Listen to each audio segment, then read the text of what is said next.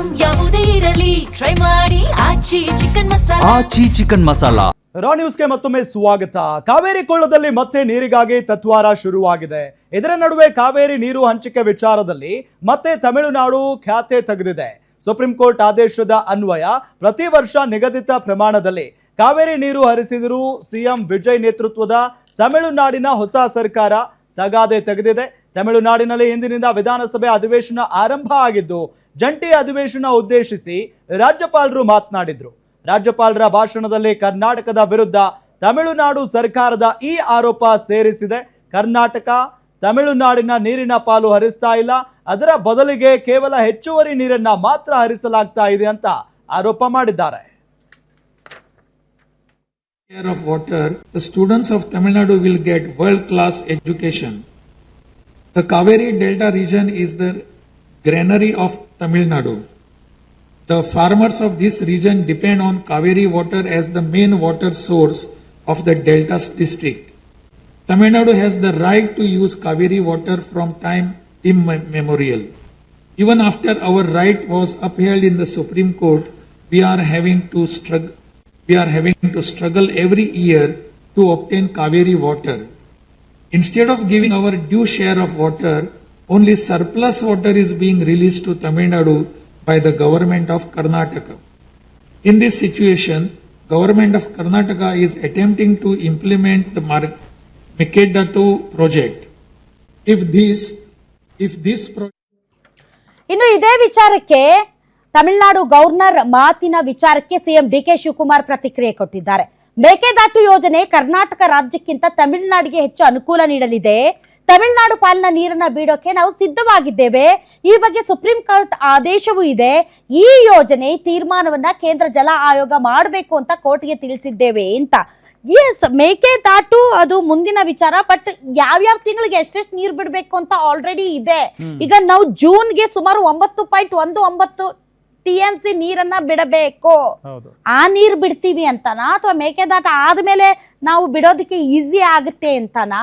ಈಗ ಕ್ರೈಸಿಸ್ ಇದೆಯಲ್ಲ, ಈಗ ಅದನ್ನೇ ಹೇಳಿರೋದು. ಬರಗಾಲ ಬಂದಾಗ, ನಮ್ಮಲ್ಲಿ KRS ಅಲ್ಲಿ ನೀರ್ ಇಲ್ಲದೆ ಇರುವಾಗ, ಮಳೆ ಅಭಾವ ಆದಾಗ, ನೀರಿನ ಹಾಹಾಕಾರ ಆದಾಗ ತಮಿಳುನಾಡಿಗೆ ಬಿಡುವಂತ ನೀರು ಬಿಡೋದಕ್ಕೆ ನಮ್ಮ ಹತ್ರ ಸ್ಟಾಕೇ ಇಲ್ಲದೆ ಇರುವಾಗ ಏನ್ ಮಾಡ್ಬೇಕು ಅನ್ನೋದು ಪ್ರತಿ ಸಲನು ಈ ಒಂದು ಚಲೋ ಮಳೆ ಆಯ್ತು ಅಂದ್ರೆ ಯಾವುದೇ ರೀತಿಯ ತಕರಾರಿಲ್ಲ, ಮಳೆ ಆಗ್ಲಿಲ್ಲ ಅಂದ್ರೆ ಪ್ರಾಬ್ಲಮ್ ಬರೋದು.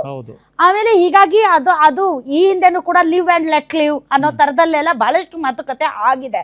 ಬಟ್ ಕರೆಂಟ್ ಸಿಚುವೇಶನ್ ನಲ್ಲಿ ಇನ್ನೂ ನಮ್ಗೆ ಮಳೆ ಬಂದಿಲ್ಲ. ಮಳೆ 2 ದಿನ ಬಂತು ಮತ್ತೆ ಹೋಯ್ತು ಈಗ. ಸೊ ಈ ಒಂದು ಸಂದರ್ಭದಲ್ಲಿ ಮತ್ತೆ ನಮ್ಗೆ ಮಳೆ ಬರೋವರೆಗೂ ನಾವು ಕಾಯ್ಬೇಕು. ಯಾಕಂದ್ರೆ ನಮ್ ಡ್ಯಾಮ್ಗಳು ತುಂಬಬೇಕು. ಡ್ಯಾಮ್ಗಳು ತುಂಬಿಲ್ಲ ಅಂದ್ರೆ ನಾವ್ ಹೆಂಗ್ ಬಿಡೋದು ನೀರು? ಹೌದಲ್ವಾ? ನೀರಿದ್ರೆ ತಾನೆ. ಸೊ ಇಂತಹ ಸಂದರ್ಭದಲ್ಲಿ ಡಿ ಕೆ ಶಿವಕುಮಾರ್ ಅವ್ರು ಏನ್ ಹೇಳಿದಾರೆ ಕಂಪ್ಲೀಟ್ ಆಗಿ ಬನ್ನಿ ನೋಡೋಣ.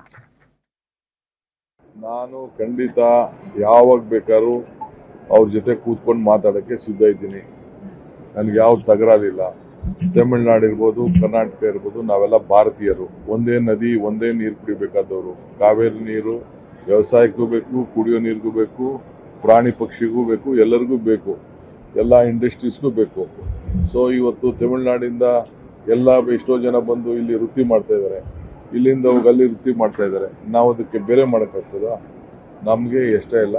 ಈ ಪ್ರಾಜೆಕ್ಟು ತಮಿಳ್ನಾಡವ್ರಿಗೆ ಜಾಸ್ತಿ, ಕರ್ನಾಟಕನ ಏನಪ್ಪ ಅಂದರೆ ಬ್ಯಾಲೆನ್ಸಿಂಗ್ ರಿಸರ್ವ್ ಮಾಡೋದ್ರಿಂದ ಏನು ಕಷ್ಟಕಾಲದಲ್ಲಿ ಅವ್ರಿಗೆ ನೀರನ್ನು ಏನು ನಾವು ಕಂಪಲ್ಸರಿ ಕೊಡಬೇಕು, 177 TMC ನೀರು ಕೊಡಬೇಕು, ಆ ನೀರನ್ನು ಅವ್ರಿಗೆ ಕೊಡ್ತೇವೆ. ಇಲ್ಲಿ ಏನಪ್ಪ ಅಂದರೆ ನಮ್ಮ ಮಂಡ್ಯ, ಈ ಕಡೆ ಹಾಸನ, ಈ ಕಡೆ ಬೇರೆ ಏನು ನಮ್ಮ ಜಿಲ್ಲೆಗಳಿದೆ, ಚಾಮರಾಜನಗರ, ಆ ಜಿಲ್ಲೆಗಳಿಗೆ, ತುಮಕೂರು ಜಿಲ್ಲೆ, ಆ ಜಿಲ್ಲೆಗಳಿಗೆ ಇಲ್ಲಿ ಸ್ಟೋರ್ ಮಾಡಿಬಿಟ್ಟು ಆ ತೊಂದರೆ ಸಂದರ್ಭದಲ್ಲಿ ನಾವು ಕೆಳಗಡೆ ಬಿಡ್ಲಿಕ್ಕೆ ಒಂದು ಅವಕಾಶ ಇದೆ. ಅವರು ಕರ್ನಾಟಕದವರು ಬದುಕಬೇಕು, ತಮಿಳುನಾಡಿಗೂ ಬದುಕಬೇಕು. ವಿದ್ಯುತ್ ಶಕ್ತಿ ವಿಚಾರದಲ್ಲಿ ನಮಗೊಂದು ಲಾಭ ಇದೆ. ನಾನಿಲ್ಲ ಅಂತ ನಾನು ಹೇಳೋದಿಲ್ಲ. 400 ಮೆಗಾವ್ಯಾಟ್ ಅಷ್ಟು ವಿದ್ಯುತ್ ಶಕ್ತಿನ ನಾವು ತಯಾರು ಮಾಡ್ಬೋದು.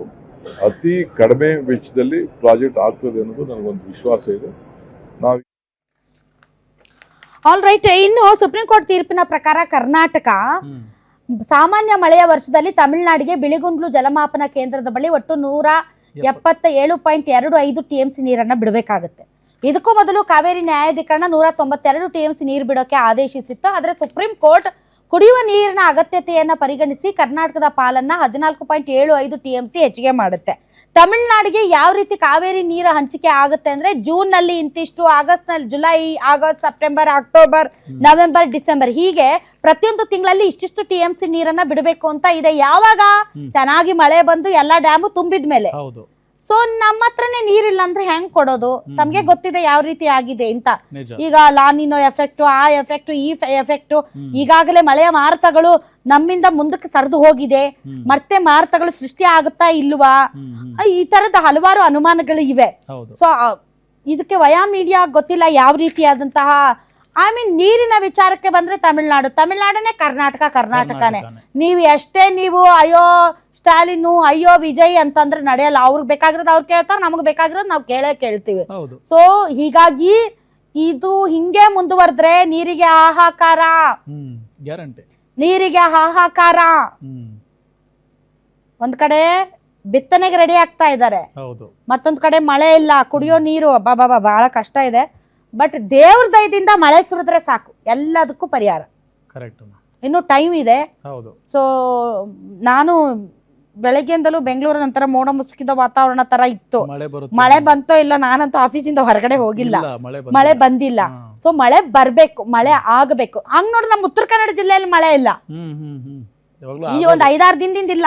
ಮಳೆಗಾಲ ಆರಂಭ ಆಯ್ತಂದ್ರೆ ದೋ ಅಂತ ಮಳೆ ಬೀಳುತ್ತೆ ನಮ್ಮಲ್ಲಿ. ಸೊ ಮಳೆ ಇಲ್ಲ ಅಂತಂದ್ರೆ ಒಂಥರ ಭಯ ಶುರುವಾಗುತ್ತೆ. ಅದು ಬೇರೆ. ನಮ್ ಸೂಪರ್ ಡ್ಯಾಮ್ ಏನ್ ಗೊತ್ತಾ, ನಮ್ ಸೂಪರ್ ಡ್ಯಾಮ್ ತುಂಬಂದ್ರೆ ಒಳ್ಳೆ ಮಳೆ ಆಗಿದೆ ಅಂತ ಅರ್ಥ. ನಮ್ ಸೂಪರ್ ಡ್ಯಾಮ್ ತುಂಬಲಿಲ್ಲ ಅಂದ್ರೆ ಅಷ್ಟು ಮಳೆ ಆಗಿಲ್ಲ ಅಂತ ಅರ್ಥ. ನಮ್ ಸೂಪರ್ ಡ್ಯಾಮ್ ತುಂಬಬೇಕು ಅಂದ್ರೆ ಪ್ರವಾಹ ಬರೋ ರೀತಿಯಲ್ಲೇ ಮಳೆ ಆಗ್ಬೇಕು. ಸೊ ಹಾಗಾಗಿ ನೋಡೋಣ.